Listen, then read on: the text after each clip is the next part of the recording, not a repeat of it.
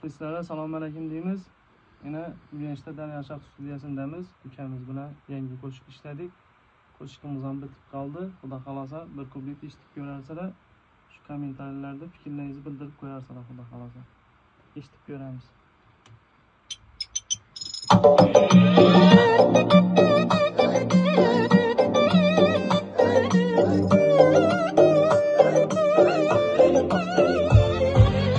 Sanırdım sevemem, düşkün dalım diyemem. Yar sanırdım sevemem, düşkün dalım diyemem. Ölmesen yak gülemem ben, al dedi beni aldatıcı. Ölmesen yak gülemem ben, al dedi beni aldatıcı. Yalancı yar yalancı, al dedi beni yalancı.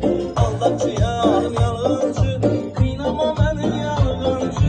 Yalancı yar yalancı, al dedi beni yalancı. Aldatçı yar yalancı.